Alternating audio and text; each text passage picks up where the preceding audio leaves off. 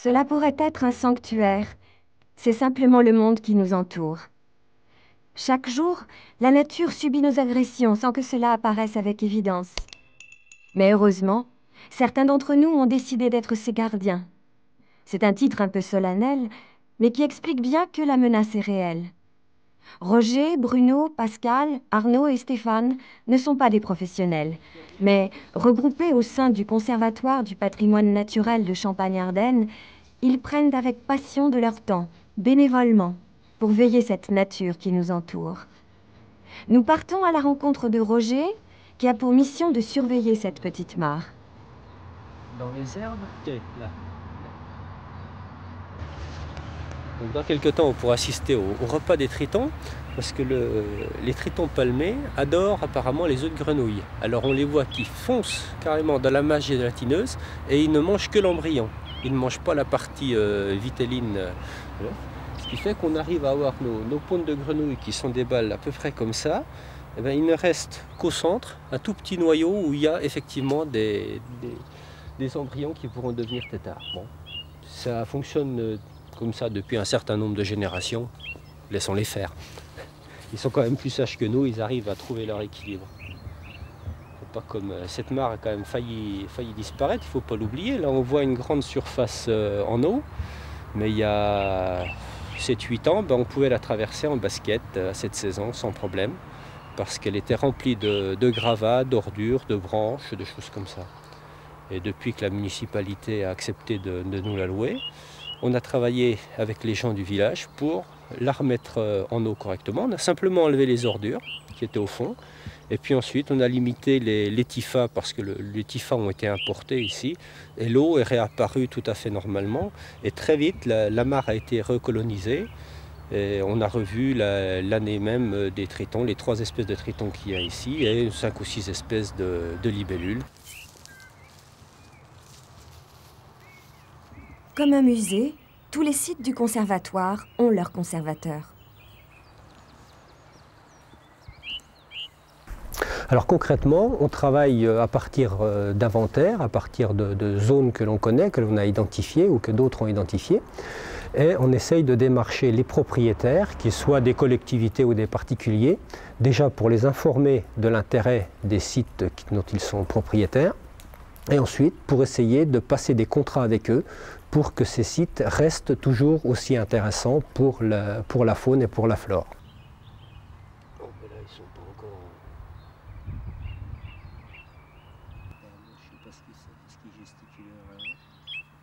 Le rôle du conservateur, c'est vraiment l'ambassadeur du conservatoire pour le site concerné, le faire visiter, le faire connaître un petit peu, organiser, si ça reste dans des mesures à la portée du bénévolat, organiser les chantiers d'entretien, les choses comme ça, mais uniquement sur l'organisation. Et s'il a besoin d'aide scientifique, il y a un plan de gestion qui est fait, qui est validé par le conseil scientifique, et à ce moment-là, il l'applique, et s'il y a des choses qu'il ne sait pas faire ou qu'il ne comprend pas, il pose simplement la question, les scientifiques sont là pour répondre, là pour le guider, et puis lui, il est là juste pour réaliser, concrétiser les choses. La Champagne-Ardenne est une région propice pour les chauves-souris. Ces petits mammifères en voie de disparition ont un peu fait la spécificité de ce conservatoire. Et c'est donc tout naturellement que plusieurs de ses membres, dont Roger, sont devenus spécialistes chauves-souris.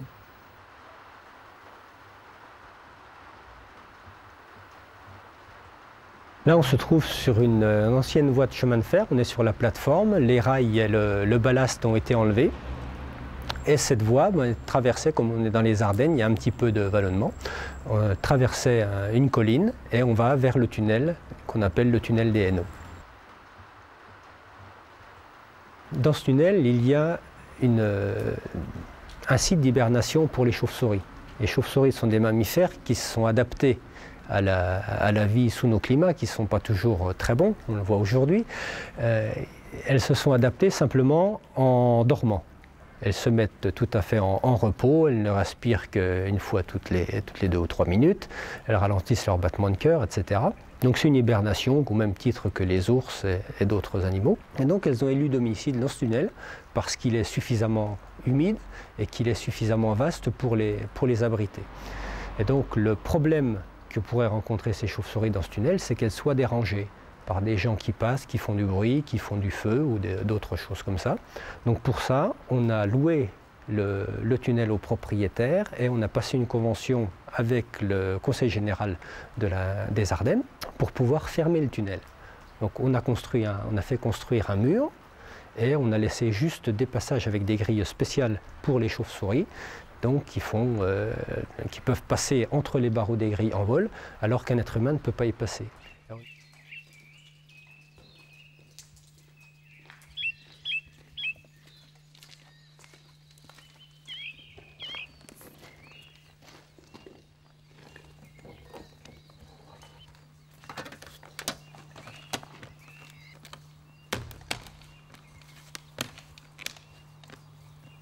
Voilà une signalétique de posée qui nous dit qu'il y a des chauves-souris qui vivent ici et donc qui est pour informer les gens qui vont être amenés à passer ici, pour leur informer que les chauves-souris sont des mammifères en voie de disparition. Ce sont des petites bêtes qui sont relativement utiles puisqu'elles mangent des insectes. Ces chauves-souris ont besoin de beaucoup de tranquillité l'hiver, puisqu'elles passent, une partie de chauves-souris passe l'hiver ici. Elles ont besoin d'être tranquilles quand elles dorment, parce que pour lutter contre le froid, tout ce qu'elles ont trouvé comme moyen, c'est de dormir.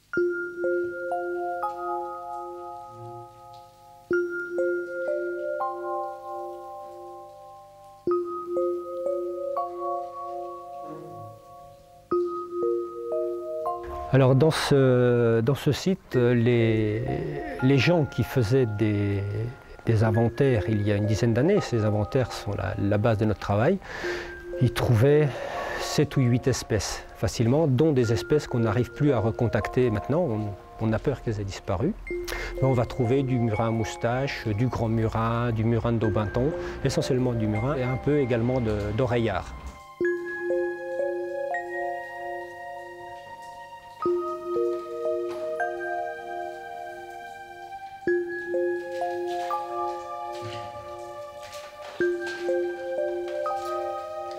La chauve-souris est un animal qui est fascinant parce que, juste par curiosité par rapport au mode de vie de l'homme, déjà hiberner, ça laisse rêveur un petit peu.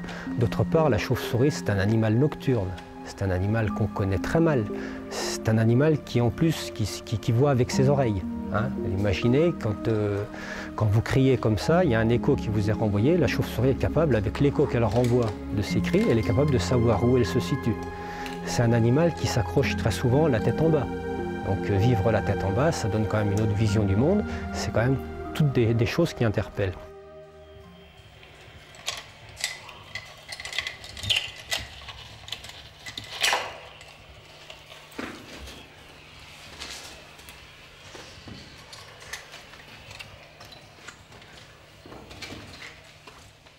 Il faut être motivé pour s'enfoncer ainsi dans les profondeurs des galeries de minage de cet ancien tunnel.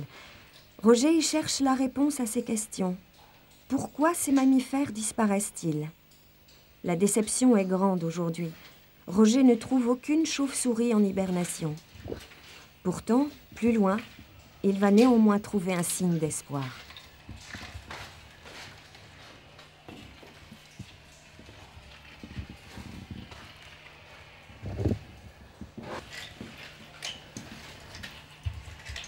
Là, on a trouvé des déjections de chauves-souris. Donc on voit ça comme ça, elles sont déjà anciennes. Et ça, c'est pas un signe d'occupation d'hiver, c'est un signe d'occupation en été. Parce que il y a apparemment des chauves-souris, peut-être des oreillards, bon, peut-être une autre espèce, mais suffisamment grosse quand même, qui viennent et qui doivent trouver ce coin sympa pour venir s'accrocher. Et à ce moment-là, les déjections forment des petits tas. C'est pour ça qu'on retrouve ces traces. Alors c'est un peu difficile, quand c'est mouillé, c'est un peu difficile de pouvoir donner une date.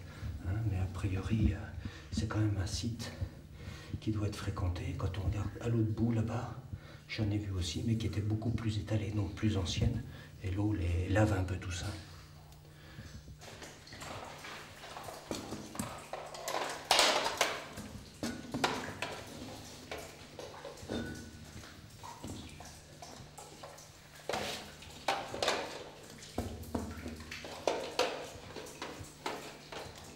Le vrai intérêt du conservatoire pour les chauves-souris, c'est la grande menace qui pèse sur elles, parce qu'elles disparaissent. On ne connaît pas tous les facteurs de disparition, mais ce dont on est certain, c'est qu'elles disparaissent, donc il faut impérativement faire tout ce qu'on peut pour les maintenir en vie.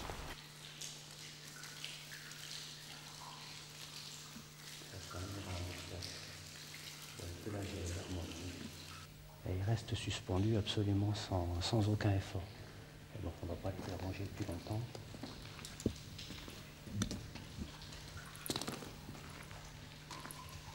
Est-ce que l'homme a le droit, peut s'arroger le droit de faire disparaître toutes les espèces qui ne l'intéressent pas directement, qui ne lui rapportent rien?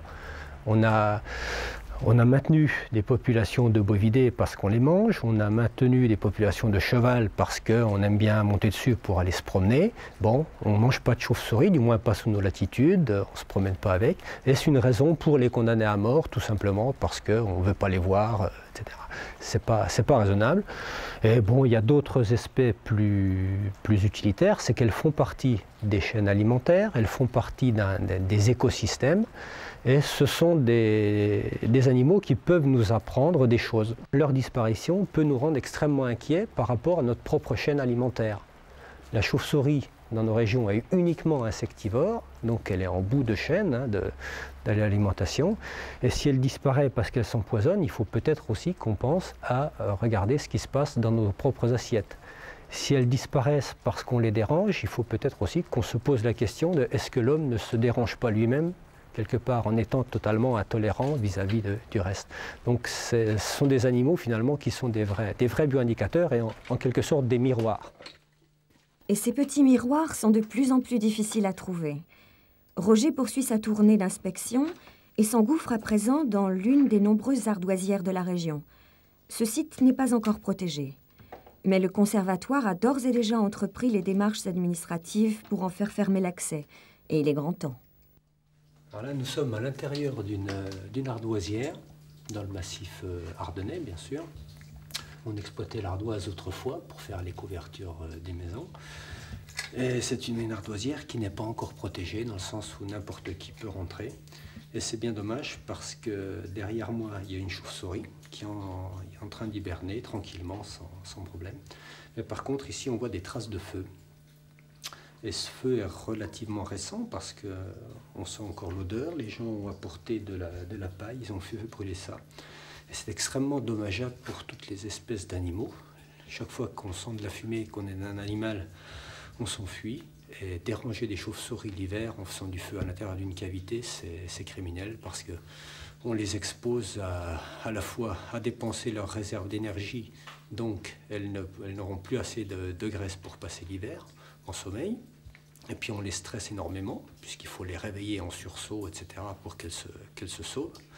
Et ensuite, les faire sortir quand il fait froid dehors et qu'il n'y a rien à manger n'est pas des choses les plus raisonnables.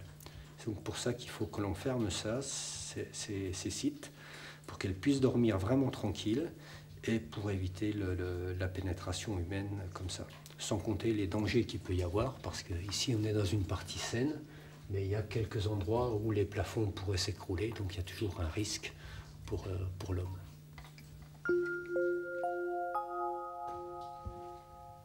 Cela peut paraître anodin. Chercher au fond de sombres galeries des petits êtres vivants qui ont de tout temps inspiré la crainte et les fantasmes les plus forts. Il faut vraiment être passionné. Mieux, avoir pris conscience que ces petites boules de poils volantes qui disparaissent font partie de la même chaîne de vie que la nôtre. La question est, quels seront les prochains? Travail de fourmi, à tâtons, dans les méandres de l'incompréhension. Roger, lui, continue d'avancer.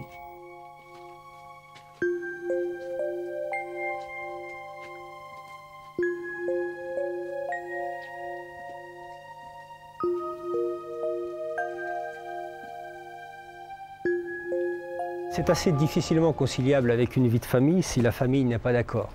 Mais bon, j'ai eu la chance d'avoir une épouse qui me suit et qui m'aide au niveau du conservatoire en me faisant beaucoup de travail. Et puis les enfants adorent aller sur les chantiers parce que c'est un petit peu l'aventure, c'est toujours des ambiances très, très décontractées.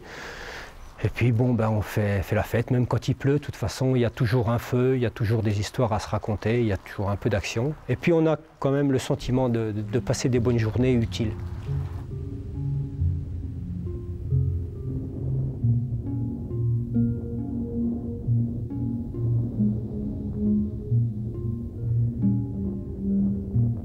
Un peu plus loin, dans la Marne, au bord du lac du Der, aux premières lueurs de l'aube, plusieurs dizaines de personnes sont en attente d'un spectacle des plus impressionnants. Voilà Arnaud, un salarié du conservatoire. Comme tous, il attend la venue des grues cendrées. Au fil des ans, ce lac est devenu un site d'hivernage pour ces oiseaux migrateurs.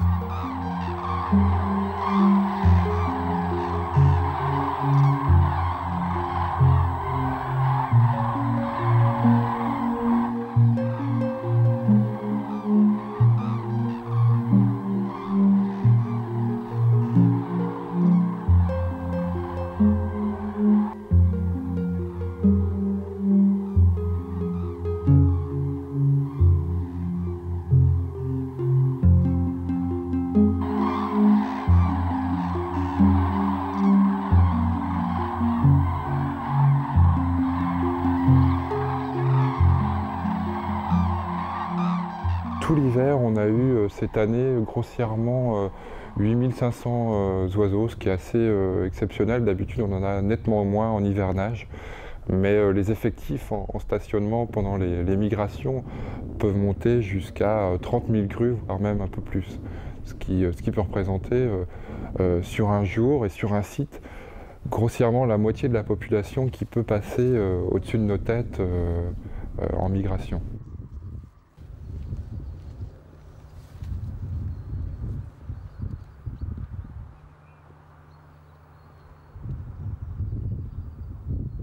Le lac du Der est donc devenu une aire de repos et de nourriture, une sorte d'hôtel 4 étoiles sur la route de migration de ces oiseaux. Et voilà bien le problème. Les agriculteurs de la région n'apprécient pas du tout ce choix-là. On a eu à en souffrir il y a 3 ou 4 ans, quand on avait semé des petits pois. C'était au moment de la repasse des grues, c'était au mois de février-mars. Et les petits pois germaient, puis il y a eu un envol de grues important qui s'est posé dans le carré, qui a passé la nuit. Et on a perdu moitié du rendement. Puis j'ai vu hier, il y avait à peu près 400-500 grues qui étaient dans le carré, quoi. Et j'ai été voir, alors ça gratte, et ça va chercher la graine de maïs, et puis en même temps ça casse à chaque fois 3-4 pieds de blé. Disons que c'est difficile à chiffrer parce que l'animal c'est un animal de passage, donc suivant l'assolement de l'exploitation, une année il y a des dégâts, l'autre année il y en a moins. Mais enfin tous les ans il se trouve quand même qu'il y a quelques dégâts. Jusqu'à présent il n'y a rien de prévu pour les grues, on n'a aucun recours. Le seul recours qu'on a c'est de les faire sauver.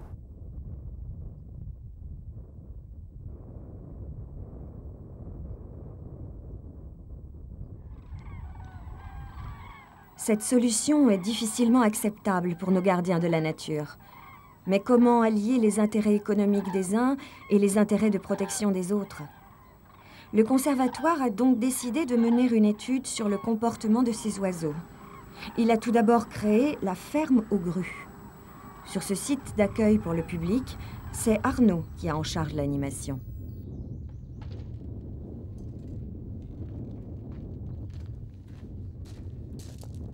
La ferme aux grues est un site d'attraction pour la grue cendrée durant les périodes d'hivernage et de migration. On les attire pour qu'elles n'aillent pas sur les autres champs qui sont cultivés dans la région.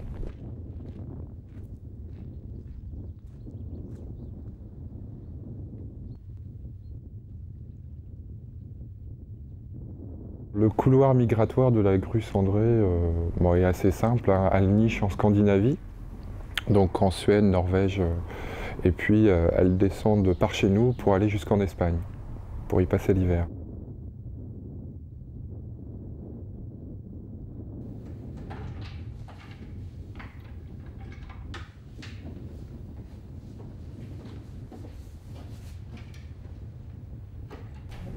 On se trouve dans l'observatoire de la ferme aux grues. C'est un lieu où on réalise des animations pour le grand public, mais également pour les scolaires, voire même pour les lycées agricoles, pour en fait présenter l'oiseau dans son milieu en Champagne. Le conservatoire, en devenant propriétaire de champs autour de la ferme, essaie de proposer aux grues un espace d'accueil conséquent pour les étudier de plus près.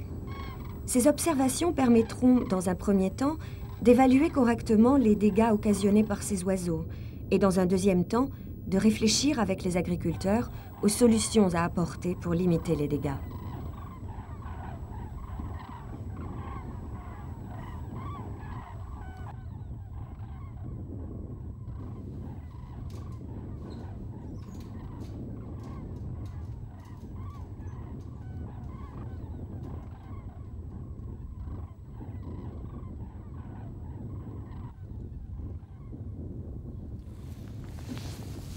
Donc la ferme aux grues, en fait, elle est constituée de plusieurs milieux naturels ou moins naturels. Donc d'une part, il y a les champs de maïs qui constituent une zone d'attraction pour la grue cendrée sur le lac du Der pendant la période de migration ou d'hivernage. Puis on a également les prairies qui sont un peu plus naturelles, elles. Et puis la ferme aux grues, c'est également le bocage champenois. Et on a fait replanter 1,5 km à peu près de haies avec des essences régionales. C'est donc les bouts de plastique bleu et vert que vous apercevez tout autour de la ferme aux grues qui sont en fait des protections pour les jeunes plants, quoi.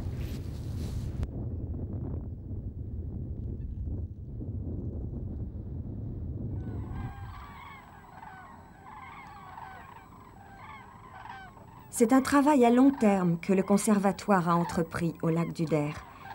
Mais la majesté de cet oiseau mérite bien que l'on s'attarde un peu. C'est pratiquement le plus grand oiseau d'Europe. Il mesure 1,20 m de haut. Il pèse grossièrement entre 5 et 7 kg. Et il a une envergure de 2,40 m grossièrement.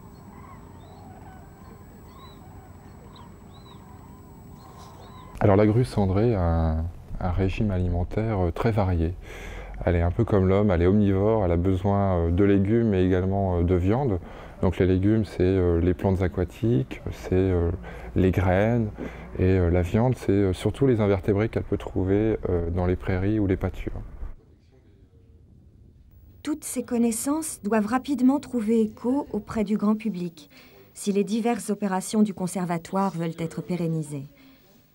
Arnaud passe beaucoup de son temps à accueillir les groupes de touristes et les écoles pour leur transmettre, à travers les grues cendrées du lac du Der, un message de sensibilisation à l'environnement.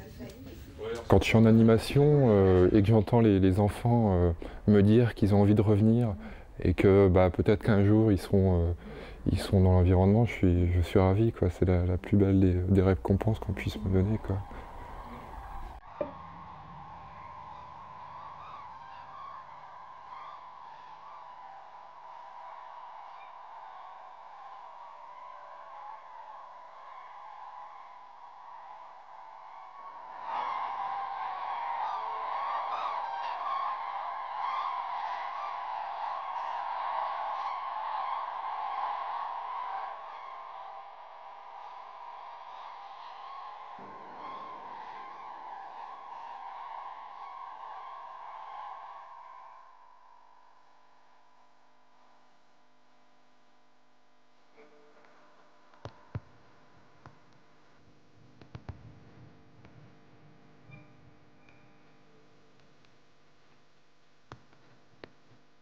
Autre site, autre gardien. Bruno travaille à l'Office national des forêts. Il fait partie du conservatoire de Champagne-Ardenne depuis de nombreuses années. Il est le conservateur d'un espace aquatique, pas une mare comme celle de Roger, mais un étang de plusieurs hectares sur la commune du Petit-Ménil dans l'Aube. L'étang de Ramrupt.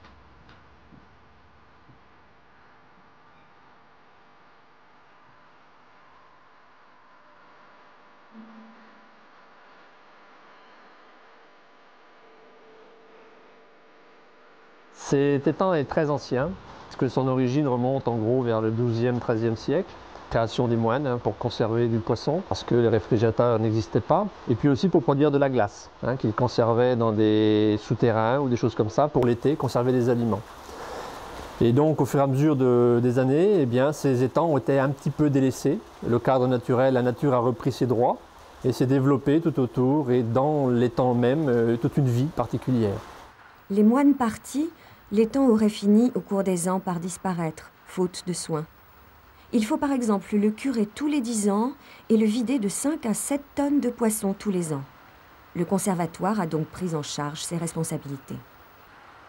Alors le conservatoire en est le gestionnaire et dans nos statuts, nous sommes une association, donc dans nos statuts, ce sont donc des bénévoles qui s'occupent des sites. Et donc moi je suis bénévole, c'est-à-dire je m'occupe de la gestion et la surveillance de cet étang dans mon temps de repos.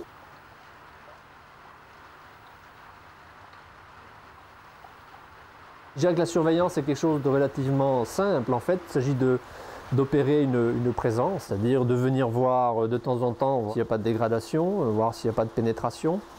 Et puis, bien entendu, vérifier par exemple comme aujourd'hui, nous avons une pluie abondante, donc une crue en cours est sûrement prévisible ces jours-ci. Donc une quantité d'eau importante va arriver et on a besoin de nettoyer les grilles de vidange qui se trouvent juste au pied de digue. Les grilles ayant un objectif d'empêcher les poissons de fuir l'étang.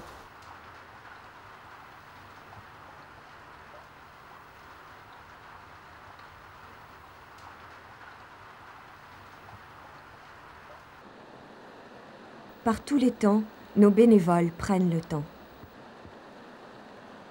L'engagement en temps est conséquent. Mon épouse, si elle était là, elle vous dirait clairement que je passe beaucoup de temps loin de la maison. C'est-à-dire que dès que j'ai 5 minutes, en fait, je suis parti, quoi.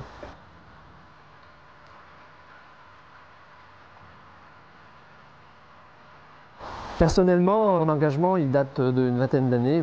Et je me suis toujours, au début, battu pour essayer de sensibiliser un petit peu les décideurs à ce que l'environnement est une chose qui évolue. Dans beaucoup d'endroits, ça évolue négativement, c'est-à-dire qu'on perd des milieux, on perd des espèces. Et là, c'est d'essayer d'un petit peu d'arrêter cette spirale et de sensibiliser un petit peu les gens en leur disant, voilà, vous avez quelque chose qui vous vient des siècles, essayez de le conserver au moins en état, sinon en l'améliorant et le transmettre aux générations futures.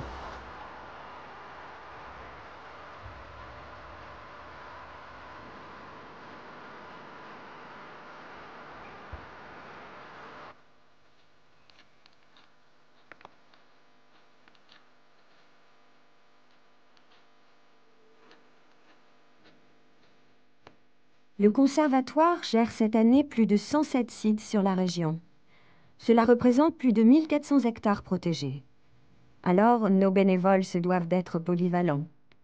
En plus de l'étang de Ramrupt, Bruno s'occupe de 2 cavités qui abritent des chauves-souris, les carrières de Bossancourt et Arsonval, également dans le département de l'Aube. Bruno va avoir plus de chance que Roger.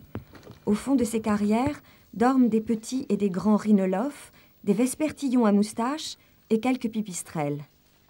Dans cette grotte où l'humidité règne, seuls des yeux bien aguerris permettent de distinguer les petites chauves-souris blotties au milieu de minuscules failles.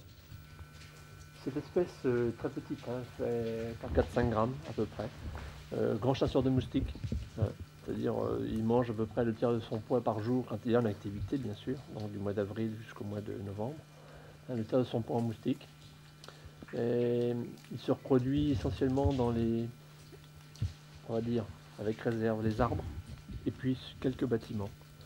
Mais on ne connaît pas grand-chose sur les sites de reproduction de ces espèces-là. En hibernation, par contre, on les rencontre dans les ponts, on les rencontre dans les milieux souterrains, grottes naturelles, dans des fois les souterrains de vieux bâtiments, et bien sûr dans des carrières, comme ici.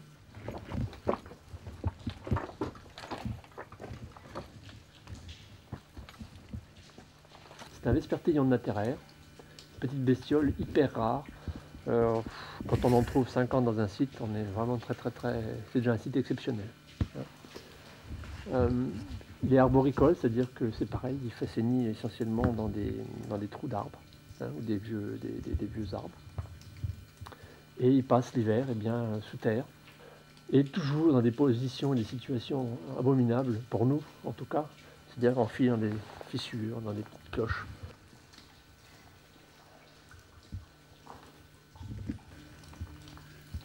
C'est le grand rhinolophe. Là, on voit la bestiole entièrement recouverte par ses ailes. Et donc, ces espèces-là sont automatiquement beaucoup plus exigeantes vis-à-vis de l'hygrométrie. Parce que si l'hygrométrie est trop faible, automatiquement, les ailes auraient une tendance à se dessécher. Donc là, il faut des hygrométries voisines de 80-90%. Ce qui est le cas ici. Dans cette partie, en tout cas. Donc là, j'installe mon hygromètre thermomètre, c'est-à-dire ça nous permet de mesurer l'hygrométrie et la température ambiante de façon permanente, sachant que c'est très peu consommateur d'énergie, donc une petite pile comme ça peut tenir plus de 4000 heures. Donc on le laisse, à peu près quelques minutes le temps de s'initialiser, c'est-à-dire que la température, on est déjà à 73% d'humidité, et la température, là on est en Fahrenheit, on va tomber en Celsius, vous voyez on est à 9,6. Mais je pense qu'on va tomber relativement autour de 8 à peu près ici, le temps que ça se stabilise. Voilà, je le laisse en général 24 heures et plus. Et puis je viens la chercher, ça me permet de mesurer les fluctuations par rapport à l'extérieur et de comprendre pourquoi les chauves-souris sont dans cette cavité, à cet endroit précis, et pas dans les autres salles où il y a des fois rien du tout.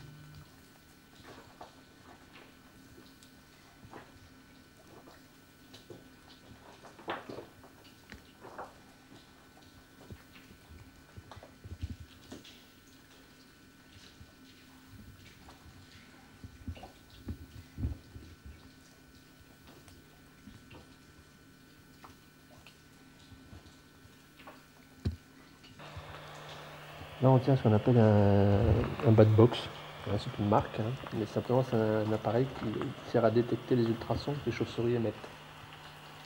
En fait elles sont très bruyantes les chauves-souris, mais notre oreille elle nous permet d'entendre jusqu'à 18 kHz maximum, alors que les chauves-souris elles émettent jusqu'à plus de 100 kHz.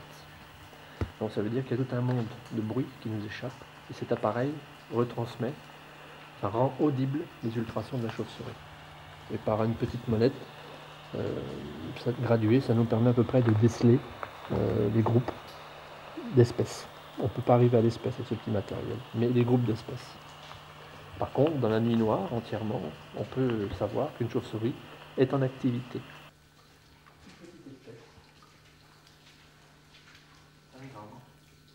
Petit rhinolophe, c'est une espèce pratiquement liée à l'homme, on peut dire. C'est-à-dire qu'elle vit dans nos combles l'été, dans nos greniers, pour se reproduire, et elle vit dans les mines souterrains que l'homme a construits en général pour l'hiver. Elle pèse 5 grammes, mais quand même 20 cm d'envergure, ça ne pas rien. On se demande des fois à quoi c'est accroché. On connaît les espèces, mais on ne connaît pratiquement pas leurs mœurs, on connaît très peu leur gîte de reproduction, on connaît très peu leur habitat, donc tout est à découvrir encore.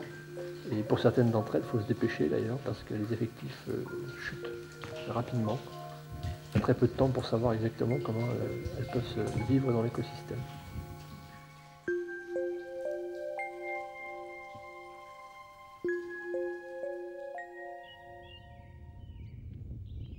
Pascal est le conservateur de la première réserve naturelle de Champagne-Ardenne, la réserve de Chalmezin, sur la commune du Val-d'Étille, dans la Haute-Marne. Cet écosystème original est lié essentiellement à son sol calcaire. Une pelouse sèche sur le plateau, une forêt, puis un marais tufeux, voilà une diversité que le conservatoire a su mettre en valeur. Donc on est sur la pelouse sèche de la réserve naturelle. La pelouse sèche, elle a la particularité d'être sèche parce que l'été, l'eau passant si vite n'est pas retenue. Et finalement, bien que dans une région assez septentrionale de la France, on va trouver ici des plantes qu'on s'attendrait plutôt à trouver en région méditerranéenne. C'est leur limite, disons, de de remonter vers le nord. Et puis accessoirement avec les plantes, on trouve des insectes, les menthes religieuses, donc une grande variété d'orchidées. Au printemps, des anémones pulsatiles, des genévriers qui forment des bosquets et toute une petite faune d'insectes, d'araignées qui vit uniquement là sur ces zones arides et sèches. On peut voir le genévrier. Bon, a priori, ce n'est pas une espèce rare, mais qui pourrait le devenir hein, si les coteaux et les pelouses calcaires sèches disparaissent. Alors le genévrier, ici, on le rencontre aussi bien dans la partie sèche que dans la partie humide du bas. Ce qui lui compte surtout pour lui, c'est d'avoir de la lumière et du calcaire dans le sol. Voilà des baies de genévrier qui noircissent en fait, elles restent 2 ans sur l'arbre. Elles passent de vertes, sur le même arbre on compte des baies vertes de cette année, aux baies plus mûres qui ont 2 ans et c'est celles-là qui seront récoltées pour parfumer. Le genévrier quand on le coupe ou quand on le brûle dégage une odeur très forte, très agréable.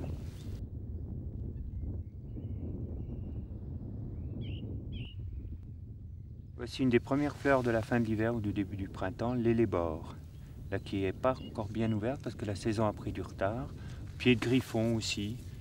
C'est une herbe un peu magique qui a été utilisée pour empoisonner sans doute. Quelques grains d'hellébore, disait La Fontaine. Sa cousine, c'est la rose de Noël. On la rencontre sur des terrains calcaires comme ici. Quoi de plus banal qu'une forêt? Celle de Chalmezun présente pourtant une diversité qu'il est nécessaire de protéger. La forêt, ce qu'elle a de bien, en fait, c'est qu'elle montre aussi toutes les variétés de forêts qu'on peut rencontrer, puisqu'on part d'une forêt de plateau assez peu fournie, avec des chênes un peu malingres, rabougris, qui ont du mal à pousser, puisqu'ils poussent dans des cailloux. Et peu à peu, au fur et à mesure qu'on descend, on va rencontrer l'espèce dominante de la région, c'est-à-dire le hêtre, qui forme à nouveau des beaux spécimens. Plus bas, on approche du marais, et on rencontre des pins et on finit sur le marais avec des saules.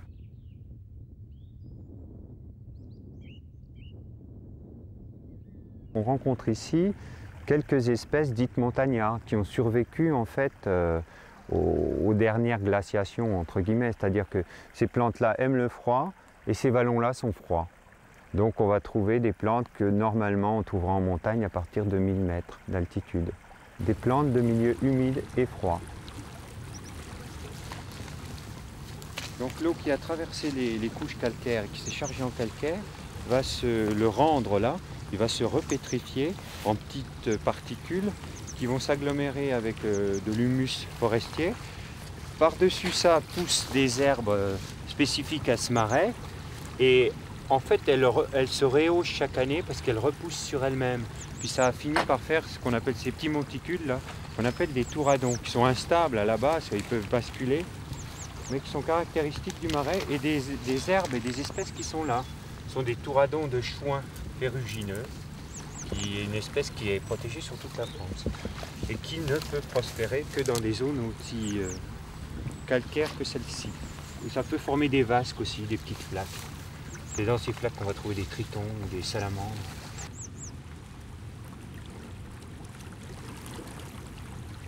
Le travail de conservation de Pascal n'est peut-être pas aussi spectaculaire que celui d'Arnaud sur les grues cendrées, ou celui de Bruno et de Roger sur les chauves-souris. Mais il s'inscrit dans un ensemble commun à tous. Cette zone de marécage semble à cette période bien vide, mais 1000 petits maillons de cette chaîne qui forment la nature sommeillent encore. Au printemps, le public viendra nombreux se promener sur les chemins aménagés du site. Le conservatoire gère, mais le conservatoire, sa vocation, c'est aussi de faire connaître. C'est-à-dire le conservatoire, la réserve a été aménagée pour le public. Le public peut s'y rendre librement en suivant un parcours fléché où il pourra lire des informations qui vont lui apprendre un certain nombre de choses sur les plantes. Le but n'est pas de mettre sous cloche, mais de mettre à la disposition du public. Et aussi de faire un suivi et de former des jeunes à la connaissance des plantes et de la gestion des milieux naturels.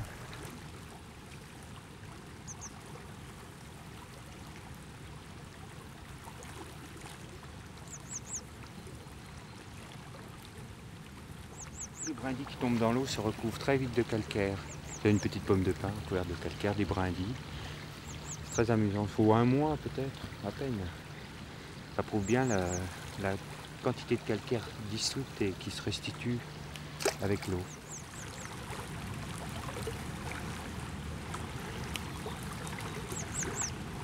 D'abord, je m'investis dans l'environnement parce que j'ai trouvé en arrivant ici une nature très riche qu'on rencontre en peu d'endroits, une grande quantité de plantes, c'est ça qui m'a attiré. Moi, je n'étais pas de formation botanique, mais j'adore la nature en général. J'ai trouvé qu'on avait ici un site assez exceptionnel qu'il fallait faire connaître aux gens. Il faut avoir vu ce site, il faut y être venu tout seul, comme j'y viens souvent. De toute façon, on n'y rencontrera jamais énormément de monde, hein. Si on y vient, on y sera souvent seul. Et on s'imprégnera de la magie des lieux. On peut penser, si on ne le sait pas, que ces lieux-là existent depuis 10 000 ans, n'ont pas bougé. Il y a un bruit d'eau, il y a un bruit d'oiseaux, il y a un bruit, il y a des odeurs, il y a tout ça qu'il faut sentir et apprécier. Apprécier, tel est le maître mot.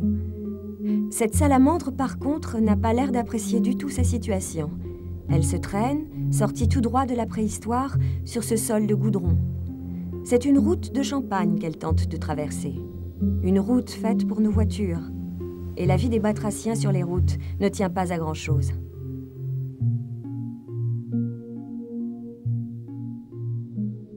Donc elle s'est bien fait écraser, celle-là, d'un bout à l'autre. Écraser du bout de la queue jusqu'à la tête. Elle est passée toute la roue. Pas de pitié.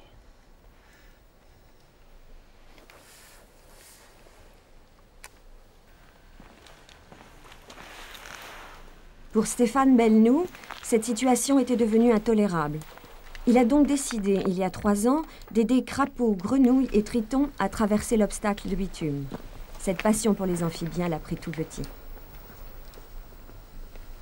Presque depuis que je suis né, j'aime la nature, donc c'était une logique des choses de s'intéresser, bon, en particulier aux amphibiens, mais aussi les oiseaux, tout ce qui fait notre environnement. Puis les grenouilles, il n'y a pas à dire, il y a quand même, elles ont de beaux yeux, les crapauds aussi. Puis les salamandres, et si on a la chance d'avoir beaucoup de salamandres, c'est vraiment un animal spectaculaire, même presque extraordinaire, on pourrait dire. Laurel, elle passe des heures sur la route. Elle va chercher des vers de terre, d'autres petites bêtes. Donc elle finit encore d'autant plus écrasée. On va faire traverser gentiment.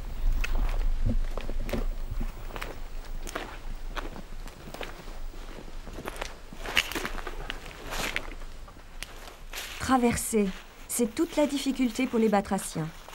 Ils sont en pleine période prénuptiale et cherchent à rejoindre à tout prix leur mare d'origine. Alors, peu importe les obstacles, rien n'y fera, ils traverseront. Mais l'hécatombe est grande. Voilà, c'est une femelle de grenouille rousse qui s'est fait écraser. Donc là, on voit les œufs. Donc là, c'est pas une grenouille qui s'est fait écraser, mais c'est 3000 grenouilles, si on compte les œufs qui deviendront plus tard des têtards et des grenouilles après.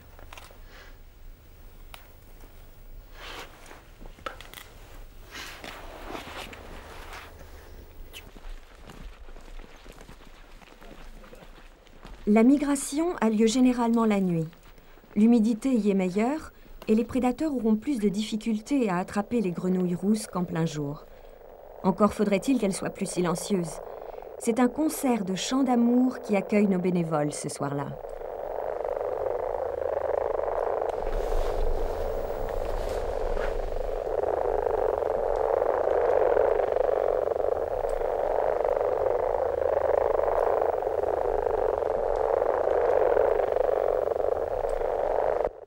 Les crapauds ne sont pas en reste.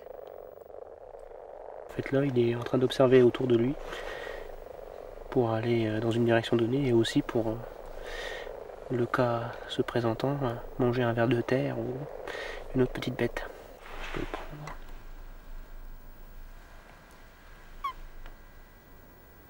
Je l'ai pris, il a crié. C'est un petit mâle. Là, c'est en fait pour dire que C'est pas parce que je lui fais mal, mais c'est pour dire, il croit que c'est un autre mâle qui l'a attrapé là.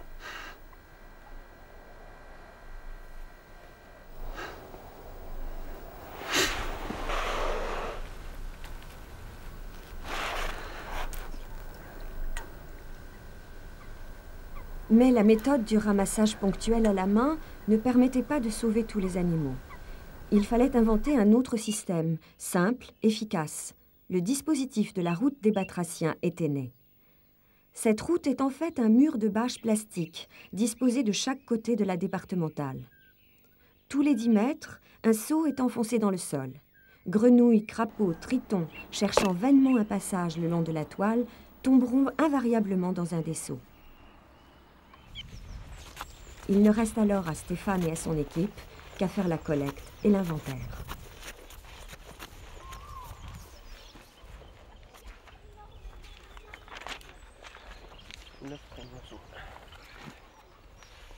Là, il n'y en a pas beaucoup. Femelle grenouille rousse.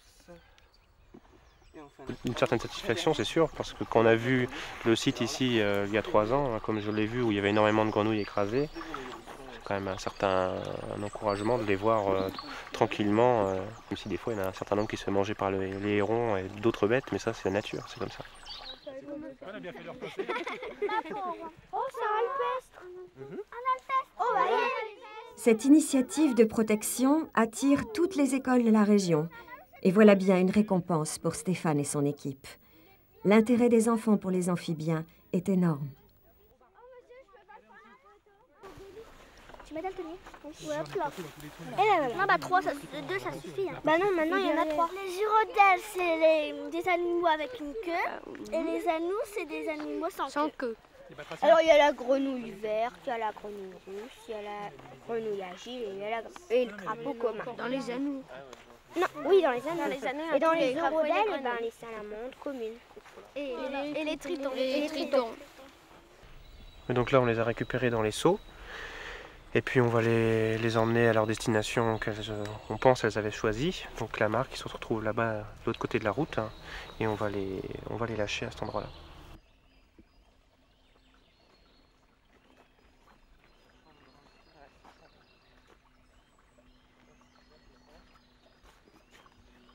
Entre cette nuit et ce matin, là sur le site, là, on doit être, on va pas dire de bêtises, mais il y a bien une 80 de moyenne par saut, x 24. Peut-être pas loin de 2000. Hein. On approche les 2000 individus de grenouilles, de tritons, de crapauds, de salamandres, sur 10 espèces différentes.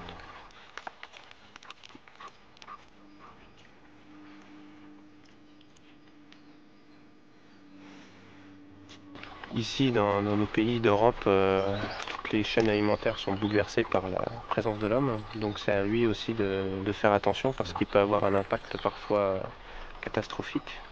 Pour certaines populations, comme ici, c'est le cas pour les grenouilles avec les routes. L'homme a la capacité de réfléchir, donc il a la capacité aussi d'anticiper certaines choses et d'éviter de faire disparaître la nature, donc son environnement et ce milieu qui lui est indispensable, pas l'oublier.